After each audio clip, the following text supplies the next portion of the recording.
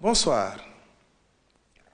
En cette période de dévotion religieuse, le président de la République prie avec l'ensemble des Sénégalais pour un Sénégal de paix, de prospérité et de solidarité et souhaite un bon Ramadan à la communauté musulmane. Ce jeudi 27 février 2025, le chef de l'État inaugurera le musée du prophète Mohammed, paix et salut sur lui, en présence d'une délégation de la Ligue islamique mondiale. Le président de la République rappelle également au gouvernement l'exigence de veiller à l'approvisionnement des marchés en produits essentiels et au strict respect des prix officiels. Il appelle à une lutte ferme contre la spéculation afin de protéger le pouvoir d'achat de tous les citoyens. Concernant le processus de paix en Casamance, le président de la République salue la signature le 23 février dernier d'un accord de paix durable à Bissau. Il exprime sa gratitude envers son Excellence Umaro Sissoko Mbalo, le président de la République de Guinée-Bissau, pour son rôle de facilitateur et adresse ses félicitations au Premier ministre Ousmane Sonko pour son travail remarquable.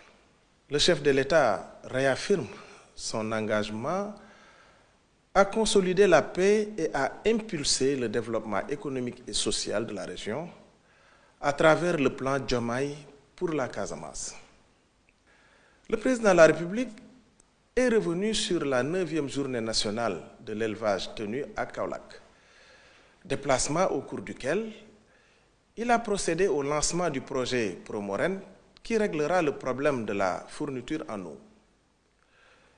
Il a félicité les éleveurs pour leur contribution à la souveraineté alimentaire et a demandé au gouvernement de prendre en charge leurs doléances, notamment sur la question du vol de bétail. Enfin, le président de la République a lancé le New Deal technologique, une stratégie clé pour renforcer notre souveraineté numérique, digitaliser les services publics et positionner le Sénégal comme leader dans les technologies de l'information.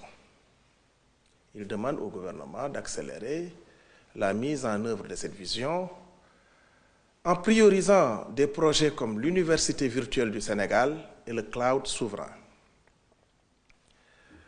Le Premier ministre a fait un point détaillé sur les avancées et les défis du plan Diomaye pour la Casamance.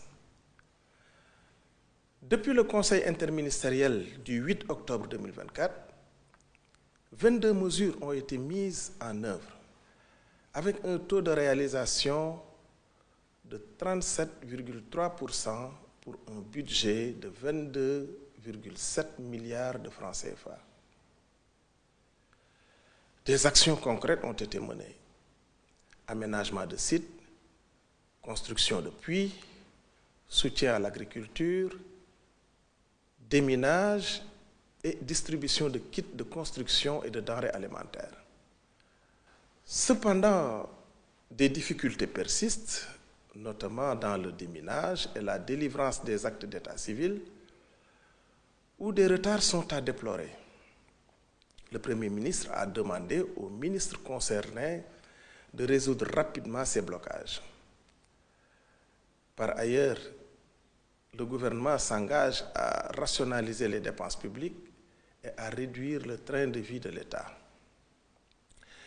Des audits seront réalisés, notamment sur l'effectif de la fonction publique, et les subventions à l'énergie seront contenues à 2% du PIB en 2025. Enfin, le Premier ministre a annoncé une réunion interministérielle en mars 2025 pour faire le point sur ces questions et a rappelé l'importance du dialogue social avec une rencontre prévue ce jeudi entre le gouvernement et les organisations syndicales.